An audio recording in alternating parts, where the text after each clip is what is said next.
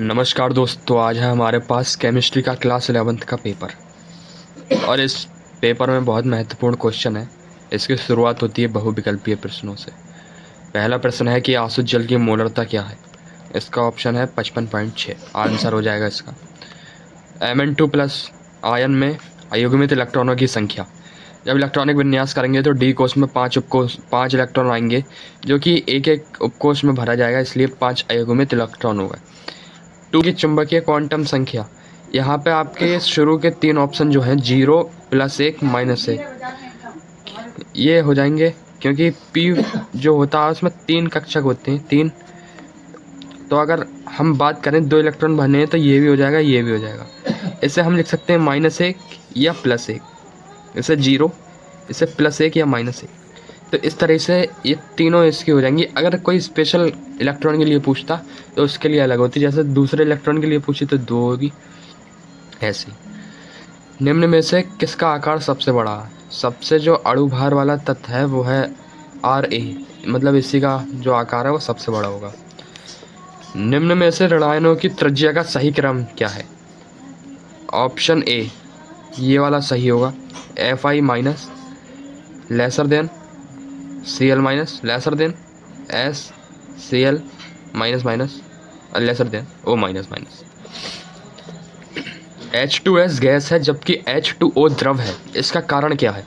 इसका कारण है H2O में हाइड्रोजन और बंध, क्योंकि H2O विद्युत ऋणायन तत्व जो है F, O और N इनके साथ बंध बनाता है, उसी में O के साथ ये बंध बनाएगा।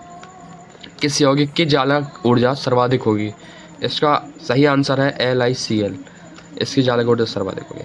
कार्बन डाइऑक्साइड की संभवन ऊष्मा 90.4 कैलोरी है। ये दर्शाता है कि CO2 एक ऊष्माक्षेपी यौगिक है। ये वाला ऑप्शन सही हो जाएगा। एक जलीय विलयन का pH मान 3 है। इसका OH- हो जाएगा 10⁻11। एसिड तथा H2F2 में सल्फर की ऑक्सीकरण संख्या के मान क्रमशः 0, +1 है। इसलिए वाला ऑप्शन सही हो जाएगा। 1.7 ग्राम अमोनिया में मोलों और अणुओं की संख्या बताइए। मोलों की संख्या हो जाएगी 0.1 और अणुओं की जो संख्या है वो हो जाएगी 6.022 × 10⁻22। हाइजेनबर्ग का अनिश्चितता का सिद्धांत लिखना है। ये 2 नंबर का क्वेश्चन है। संक्रमण तत्व किसे कहते हैं। Zn व Cr में कौन संक्रमण तत्व नहीं है। अगला बढ़ते हैं पेपर पे। चुंबकीय क्वांटम संख्या यानी कि मैग्नेटिक क्वांटम नंबर्स किसे कहते हैं। L = 3 के लिए m के सभी मान लिखिए। L = 3 हो जाएगा तो इसका हो जाएगा -L से लेके +L तक, मतलब -3 से लेके +3 तक के जो भी नंबर है वो m के मान हो जाएंगे। आयनन एंथैल्पी किसे कहते हैं। द्वितीय आयनन एंथैल्पी व प्रथम आयनन एंथैल्पी से अधिक क्यों होती है। आयनन एंथैल्पी मतलब आयनन ऊर्जा, उसी के बारे में लिखना है। आंतरिक ऊर्जा ऊष्मागतिकी चैप्टर से आ गया ये। आंतरिक ऊर्जा क्या है, उदाहरण देकर स्पष्ट कीजिए। ऊष्मागतिकी के द्वितीय नियम के आधार पर एंट्रोपी की व्याख्या। अब आ जाते हैं इधर लघु और दीर्घ 4 नंबर के। 2Mn4+ का चुंबकीय व्यवहार तथा चुंबकीय आघूर्ण की गणना कीजिए। प्रश्न नंबर 2, निम्नलिखित में प्रत्येक कार्बन का संकलन लिखिए। निम्नलिखित यौगिकों के IUPAC नेम लिखिए।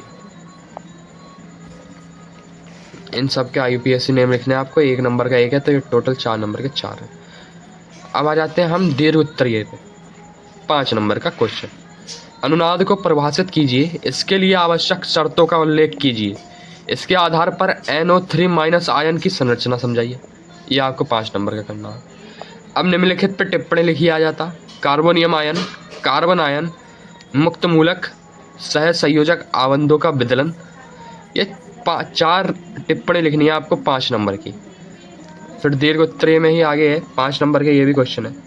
या तो आपको करना है कि रासायनिक रस समीकरण मिति के 2 उपयुक्त उदाहरण देके स्पष्ट कीजिए, या एक पदार्थ के विश्लेषण पर निम्नांकित प्रतिशत संगठन प्राप्त हुई है, ये वाली। इस पदार्थ के मूलानुपाती सूत्र तथा आणविक सूत्र ज्ञात कीजिए। इसका द्रव्यमान दिया है 106, तो इसका जो नाम आएगा वो आएगा Na2CO3, ये नाम आएगा इसका।